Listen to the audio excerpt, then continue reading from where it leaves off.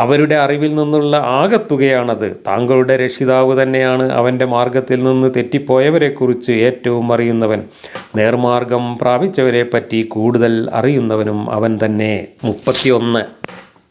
ആകാശഭൂമിയിലുള്ളതെല്ലാം അള്ളാഹുവിനുള്ളതാണ്. തിന്മ ചെയ്തവർക്ക് അവർ പ്രവർത്തിച്ചതിനനുസരിച്ച് പ്രതിഫലം നൽകുവാനും നന്മ ചെയ്തവർക്ക് ഏറ്റവും നല്ല പ്രതിഫലം നൽകുവാനും വേണ്ടിയത്രേ. വലിയ പാപങ്ങളും നീചവൃത്തികളും വിട്ടകന്നു നിൽക്കുന്നവരാണ്.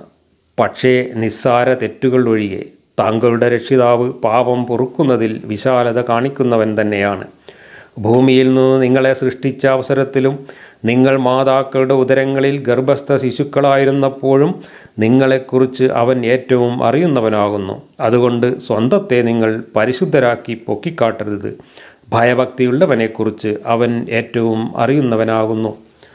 ഇത് നേരത്തെ വായിച്ച വാക്യങ്ങളുമായിട്ടൊന്നും ബന്ധമുള്ളതല്ല. ഇത് മറ്റൊരു സന്ദർഭത്തിൽ ഇറങ്ങിയ കാര്യമാണ് എന്നാണ് തഫ്സീറുകളിൽ പറയുന്നത്. അതിൻ്റെ സന്ദർഭം എന്താണെന്ന് വെച്ചാൽ, ജൂതന്മാരുടെ ഒരു വിശ്വാസം ഉണ്ടായിരുന്നു. അവരുടെ സമുദായത്തിൽ നിന്ന് ചെറിയ കുട്ടികൾ മരിച്ചു കഴിഞ്ഞാൽ ആ മരിച്ച കുട്ടികളൊക്കെ വലിയ പുണ്യാത്മാക്കളാണ് എന്നായിരുന്നു അവരുടെ ഒരു വിശ്വാസം.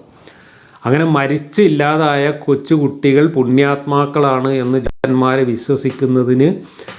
വിശ്വസിക്കുന്നുണ്ട് എന്ന വിവരം മുഹമ്മദ് അറിഞ്ഞപ്പോൾ അതിനോടുള്ള മുഹമ്മദിൻ്റെ പ്രതികരണമാണ് ഇത് എന്നാണ് വാഹിദി തഫ്സീറിലൊക്കെ പറയുന്നത്.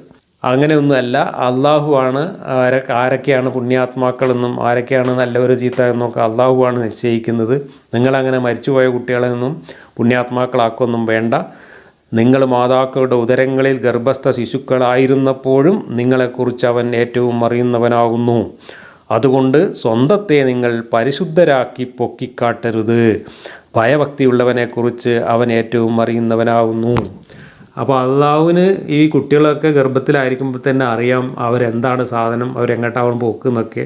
അതുകൊണ്ട് മരിച്ചു എന്നുള്ളതുകൊണ്ടൊന്നും അവർ പുണ്യാത്മാക്കളൊന്നും ആവില്ല.